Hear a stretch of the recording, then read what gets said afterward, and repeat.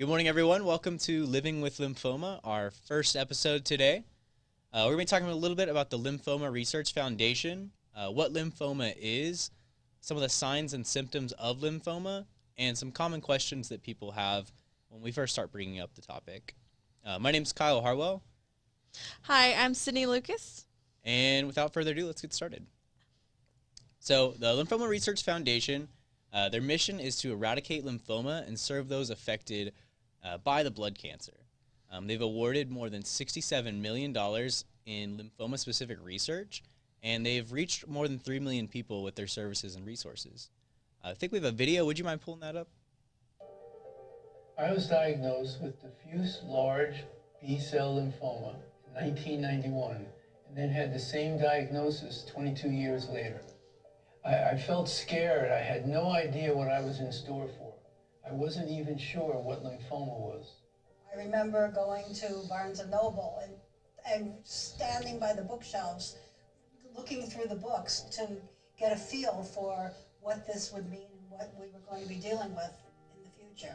Statistically, I was given a 50-50 chance of surviving. We tried to reassure our family that all would turn out well, although I really didn't know. I was really hopeful. I always thought that things would probably turn out okay, and we just moved forward. And here we are today. It was during a follow-up appointment with Dr. Bertino. It was at that point that survival, this was a couple of years later, survival wasn't really our main issue. And we wanted to know what we could do to help others with this disease.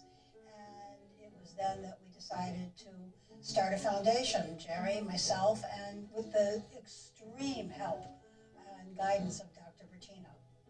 And it was because of him that we were able to start our scientific advisory board, and it's been pretty much smooth sailing ever since. He was the one who rounded up the 8 to 10 geniuses throughout the country so that the organization that we have is brilliant medically. And he's also a very good friend. He's a real good buddy.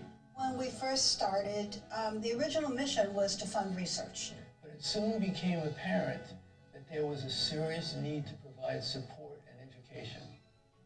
Over the years, our education programs have grown, our support programs have grown, as well, of course, as our research programs have grown. There's no doubt that it's been through the incredible dedication of our board of directors, our scientific advisory board, our staff, and the hundreds and hundreds and hundreds of volunteers that have been involved with the foundation over the past 25 years. Will take part in something that they feel is a great gift, or reasons that you wanted to do something for humanity. It's remarkable. It's just remarkable. We've always said that our goal is to close our doors, no more lymphoma. When that's going to happen, no one knows. But in the meantime, we're serving those touched by the disease and helping to further research.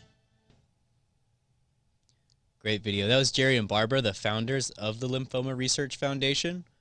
So just want to talk a little bit about what lymphoma is. Lymphoma is a cancer of the lymphocytes, or white blood cells. Basically, the cancer multiplies your cells uncontrollably, leads to tumors and other health problems, especially if it gets to the lungs. There are several different types. You've got leukemia, there's lymphoma, whether it be Hodgkin's or non-Hodgkin's, the difference being the presence of the Reed-Sternberg cells. Basically, Reed-Sternberg cells are just these giant cells. Sometimes they have multiple nuclei, and they increase your chance of getting an infection. They lead to hemorrhages, respiratory failure. It can lead to all these really tough things, and that's why it's so important to get diagnosed early. For young people who get cancer, this is 1 in 5 cancers. 20% of people that are young that get cancer are going to get lymphoma.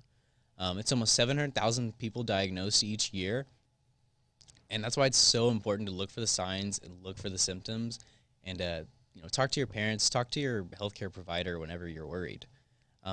Sydney, you know a little bit about the signs and symptoms? Yeah, absolutely. So a lot of symptoms could be swelling, fever, itching, headaches. You could possibly have swollen lymph nodes. Sorry, Kyle.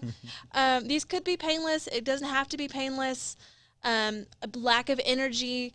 And a lot of the times, these students are facing this going to school every day, being athletes, going to work, having a job. So it's so hard to not listen to your body and not pay attention to those signs. So I think it's really important for Lymphoma Research Society, including us, to explain this to kids. I mean, I think it's important to have these conversations with your parents and have a more open environment for difficult conversations. Yeah, it's heavy stuff, and I mean, it can be confusing, especially when you're trying to determine, am I tired or am I tired? Like hands are Exactly. tired. It's so tough. And were there any questions when you talk to students a lot? Were there any questions that you got? I did. I had the opportunity of going to 2 local schools here in Oklahoma.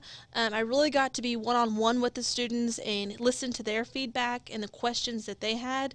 One of the questions was actually they thought that lymphoma was a different kind of cheese. So I thought that was interesting. It was also called a hotel, Lymphoma Hotel. Lymphoma. And another question I thought that was really interesting is, why are we just now hearing about this? Why is this not something that's discussed in our health classes? You would think it'd be pushed along with other cancers and You're in right. a health week or I something. know a lot of schools celebrate, I don't know how to not celebrate, maybe bring awareness to. Awareness, yeah. And maybe celebrate the survivors. Celebrating survivors. Thank you. and, That's a great living way. through it. Thanks for backtracking that, Kyle. Breast Cancer Awareness Month. They do dedicate a whole month to that, football teams. And I think lymphoma and other cancers should be discussed more and brought more attention to. Absolutely. Yep. All about prevention. Correct. And just understanding your body and knowing how to speak with your teachers, your counselors, your parents, doctors. Finding those good doctors can go a long way. Yeah. And another important part, maybe not as interesting, but expenses. It is not cheap to go through cancer treatment. It is not. It is a financial burden to many. Absolutely. And the average cost of a cancer treatment is $150,000. Uninsured, risk bankruptcy, they risk all sorts of things. There's travel involved. It can be so difficult to manage all of this. And to be, so sorry, Yeah, go Kyle. ahead. And to be not taught that in school, how to prepare for that, how to make sure you had the right insurance, and just how to, mentally prepare for those financial burdens moving forward is important. Absolutely. I think insurance knowledge and insurance literacy is so important in this. Definitely. These are life-saving treatments. There's all these breakthrough drugs. They're always pushing out new things, helping people live longer and live more better lives. Yeah. Live longer.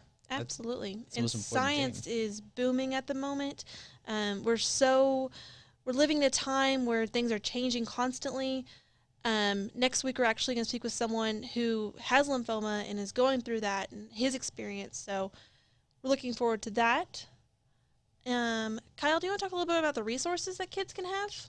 Yeah, so if you feel like you might have some symptoms, I would encourage you to visit lymphoma.org. If you want to stay up to date with the podcast and with information as it comes out, I have Erase Lymphoma OKC on Facebook and Instagram. But most of your resources are going to be on lymphoma.org. Tons of things to help with, whatever it is, whether it may be, symptoms, finances, maybe you want to connect with someone that's already going through this and can give you some advice or in a support group.